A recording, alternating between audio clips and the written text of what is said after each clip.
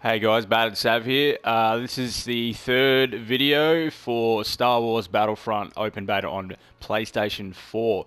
I'll be taking this next video. I'll take it through the survival mode, which is the third of the three modes they've released for the Open Beta. The first being the Walker Assault on Hoth, the second being the Drop Zone on Celeste, and the third is, as you can see it here, survival mode on Tatooine.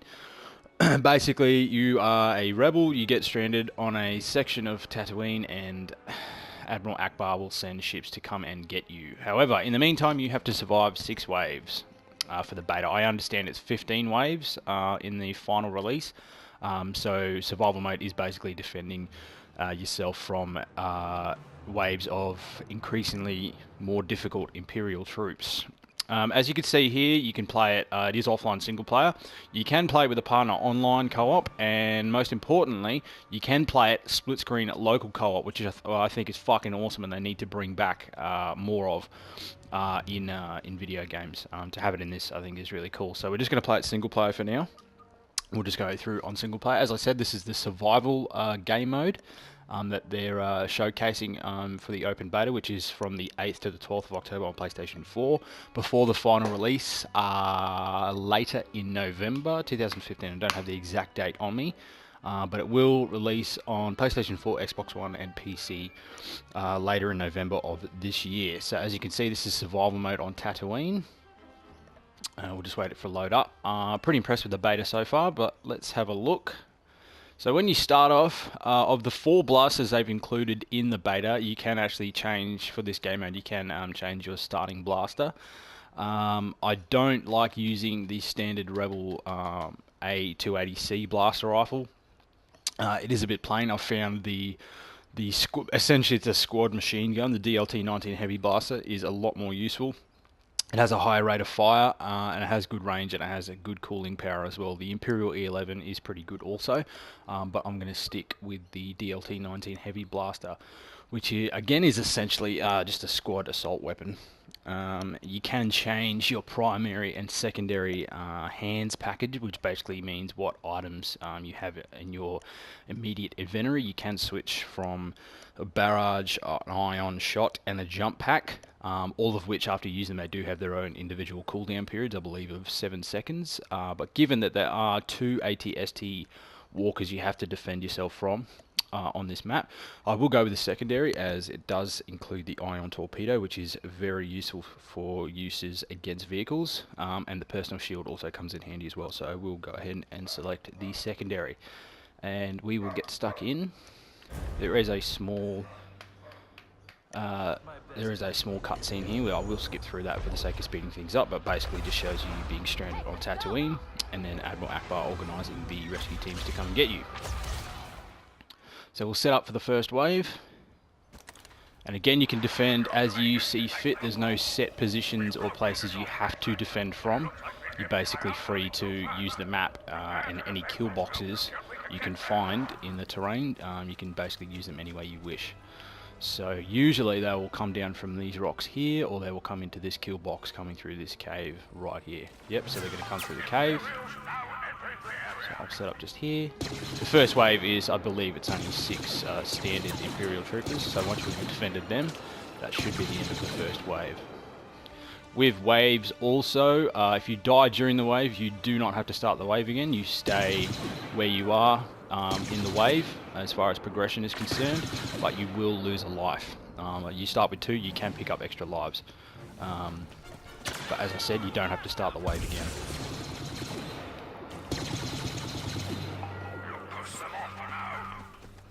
Okay, wave 1 finished.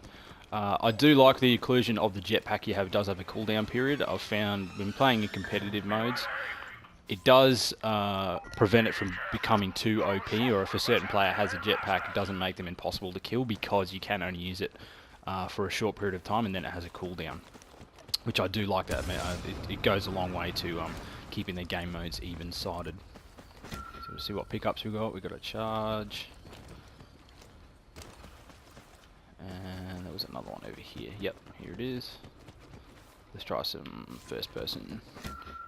I haven't found any strategic advantage of first or third person. It really just comes down to personal preference and the types of games that I prefer to play.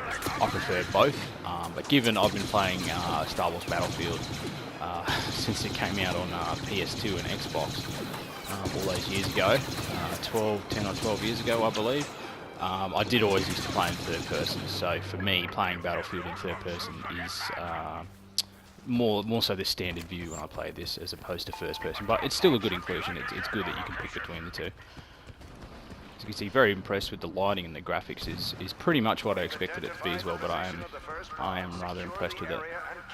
Okay, so we've got to go claim this pod, and then once we claim that pod, we have to defend it. We have to defend it while the timer counts down. And there's no infantry in the third wave. This is the first wave that you'll have to defend from the ATST. It is good to get to a section of high ground. It makes this pod easier to defend, and it makes the ATST easier to kill. So we'll claim this pod here. Okay, so you can see above the defend the pod, that little blue icon there on the screen. That'll basically count down. You have to defend the pod until that runs out. And once you kill the ATST, that should be the end of the current wave. So I'll bring up my ion torpedo, which is essentially the only anti-vehicle weapon I have at the moment. But there is a random spawning rocket pickup as well, which is not on the map at the moment. If it had spawned, I would definitely pick it up. So we'll try and hit this guy here. Now, this doesn't lock on, this ion torpedo, so you have to be... Yep, okay, I got him. So you have to be very accurate with your shot. Whoa, cover's getting shot away rather quick. Oh, so much graphics. Oh, not really. Okay. You can destroy the ATST with your blaster weapons as well. They're not impossible to kill. They are difficult. This will be a lot easier with two people. You could probably have it down in 2 or 3 well-placed rocket shots. So we'll bring up the ion again. We'll let it heat up. Fire. Yep. See, he's almost dead. Couple more shots. Couple more shots with the blaster. With diligence, they will come down.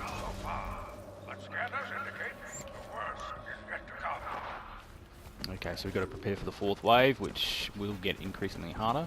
As I said, it's the 4th of 6. There's only 6 waves they provided for the beta. I believe in the full release there will be 15. Alright, so we've got some spawns, some pickups here. So we'll go and see what we've got. There should be some turrets, or there should be a special type of grenade. Yep, so we've got the squad shield. I already have a shield, so I'm not really going to use that. Let's see what else we've got. We have a vehicle turret that will come in handy for the ATST. The next ATST you have to defend against. Those snipers are very quick on their feet, and they can be difficult to kill. As I said, this the DLT-19 does have a very excellent rate of fire. It's essentially a squad assault weapon. So if you can get to high ground, definitely try and stay on the high ground. Almost finished with this wave.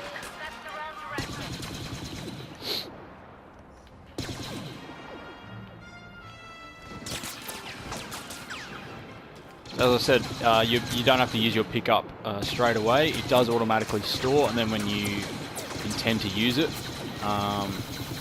you do have to hold the L1 bumper and R1. I think left bumper and right bumper as well for Xbox, and that will activate it. But I'm not going to use it just yet. I'm going to wait for the ATST to arrive on the final wave, and then I'll use it to defend against the ATST, because there is a lot of infantry during the final wave.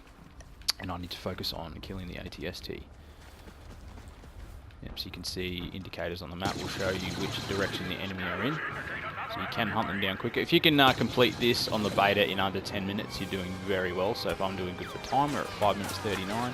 But if you can do this game mode, the survival game mode in under 10 minutes, you're doing very well. If you can do it in about 5 with 2 people, that is excellent. You're pretty much right on the money of where you should be as far as competitive timings for this game mode.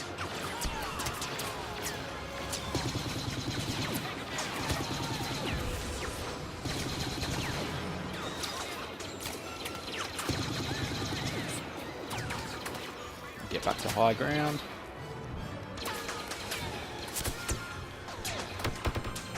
So I'm coming under quite a bit of fire. I'll use personal shield. However, one thing I have noticed, you can't fire through the personal shield while the personal shield is activated. It's very much a defensive power-up. So you do have to be choosy when you decide to use it. It could be defending a squad mate in a capture the flag environment, or simply just defending yourself. But however you can, as I said, you can't shoot through the shield. Okay, so we're ready for the final wave, which is an AT-ST as well. Remember, I do have that anti-vehicle power-up. Right, so we'll go and claim that pod. This final wave can get pretty hairy with one person, but I have beat it several times before. Feel free to add me on PSN, BatterdSav, capital B-A-T-T-E-R-D, capital S-A-V. Add me for game types if you would like to have a run of this co-op with me on this while the beta is up. I'm happy to do that. I haven't run through it with a second person yet. I've only played it solo. Okay, so where is the AT-ST? Get some shots off. Try and take as much of the infantry out of the equation as we can. And we can focus on the AT-ST. Right, this is a good place to...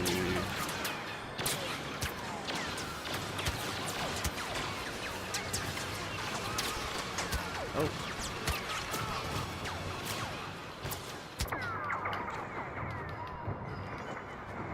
That escape pod is about to fall into Imperial hands. We can't let that happen. Sorry, just bear with me here. Yep, so they will try to reclaim the pod back from you. If that happens, you do have to again claim the pod and then defend it for the remainder of the timer. So we will reclaim this. I'm not sure if my power-up's still up. Could be.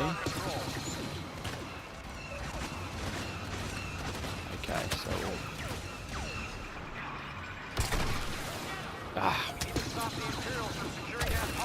Got in the way, unfortunately. Right, so I'll just jump in. Oh! Oh, learn to navigate the map. I don't know this map off by heart yet, but as I said, it is very vertical, so there's a lot of places where you can fall off ledges. However, I didn't die, so it's all good. Let's reclaim the pod. Get it back under my control, and then we'll deal with the AT-ST. Got him to come into range. Yep, so he's almost gone. We'll try and get under him. Ah! There you go, stomped on AT-ST. So we've used a life. Excuse me. I'm going to keep my setup because we're almost done, almost finished the final wave. Just got to find the walker. Yep, there he is. And destroyed.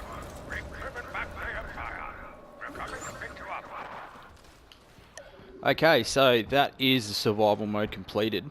As I said, there's only 6 waves on the open beta. I believe, as it says, they experience all 15 waves. So there is 15 waves in the final game mode. I imagine the final few waves of that game mode must be particularly hard. So I do recommend playing that with one person. But as you've seen, you can get through it pretty much most of the way with a single player. So that was the survival game mode on Tatooine. And this is the Star Wars Battlefront open beta gameplay, which is from the 8th to the 12th of October, before the final release later on PlayStation 4, Xbox One and PC.